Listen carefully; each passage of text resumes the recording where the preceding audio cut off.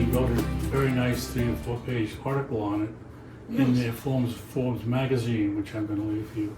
We have close to 500-600 volunteers who help us when we were doing projects.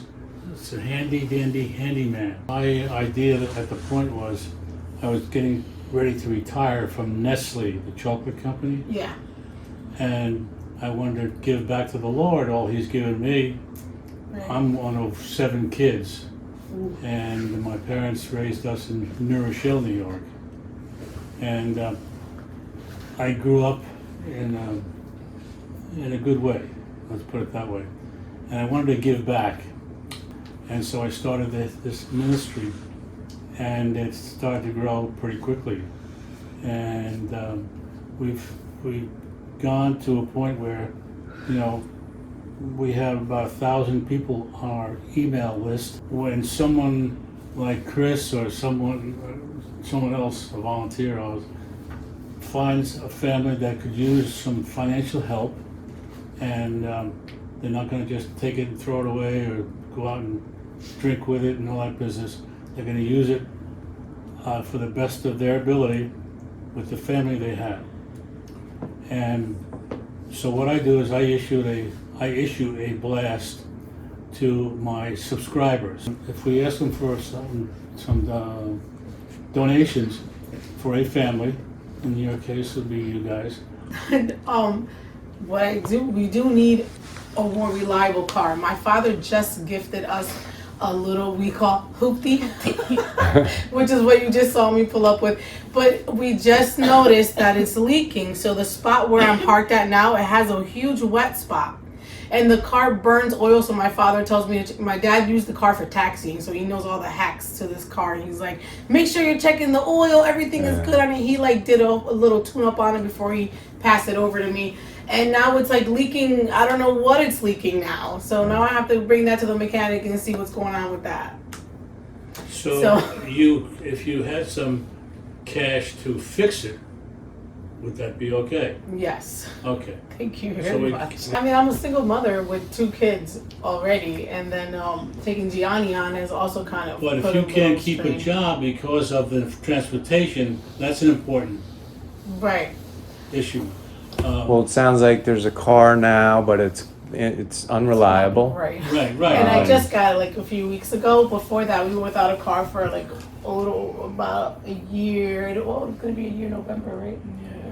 Yeah. So. And how are you getting around? Oh. Now this car you it's terrible. Yes, food is probably the biggest struggle, especially because we do get food stamps, but that's only supplemental. So once that runs out, it's 4 of us. It can be quite expensive, and things have gone. A ghost town. She reached out. I'm sorry, I'm emotional now, but when she reached out and she told me that I felt like God was speaking to me. He told me what to write. I don't want to write I don't want to complain about my everything, because I feel like Gianni's a blessing to us. I've always wanted to adopt and go and foster, but I just never got into it. And so when he came, it was kind of like a push towards it. It kind of just made me go to it. And then even though I knew it was going to be struggles, because I have 2 kids of my own, I know raising kids is not easy. I knew it was going to be a struggle, but I prayed about it, and God said, if you did it, I will provide. I'm going to provide, and that's what's been going on ever since. That's how we make it. That's how we make our groceries, how we pay our rent, our bills. Just when I think I'm not going to have it, a little overtime comes in, and I'm able to work extra, and I'm able to do something, when we have a little extra. Yeah. Or my parents will come out of nowhere. My mom will just give me, hey, I see that, you look like you need some groceries. She'll give me $100, and we'll go grocery shopping. So it's just things like that just been happening ever since. I have a really good relationship with God, and I encourage them to do so as well, because I feel like God is the most important thing you can have in your life. There's a life without God is hell, period. Whether it's here on earth, after, or whatever, a life without God is hell.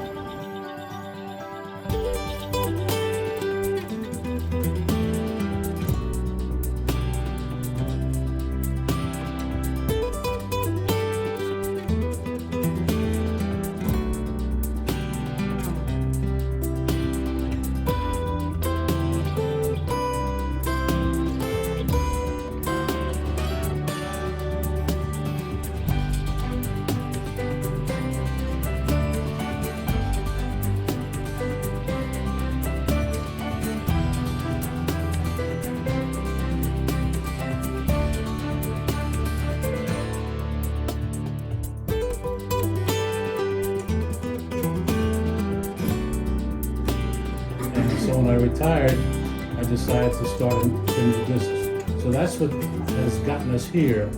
I think there was 79 people who made a donation to your cause. Wow. That's so much blessing. 70.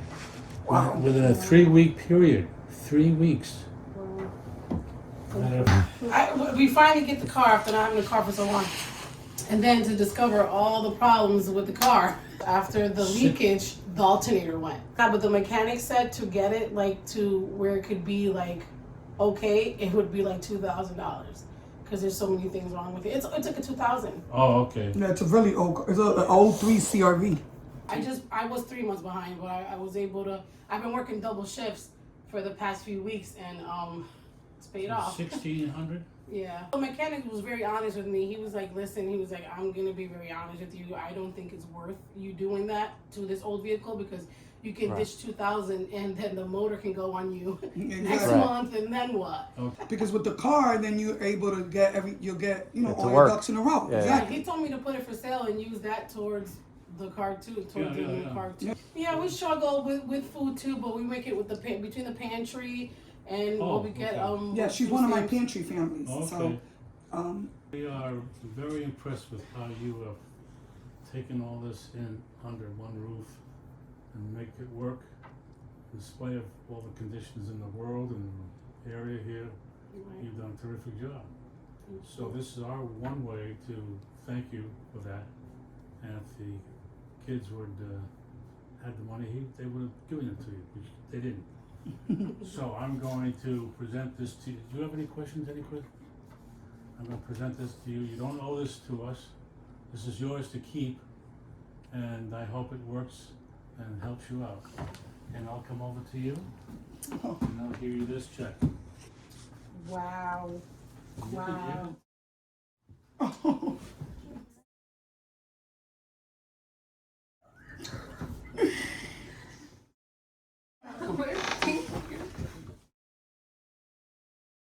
wow, Pete, you're amazing. The ministry is amazing. The ministry is amazing. Hey, you can get it.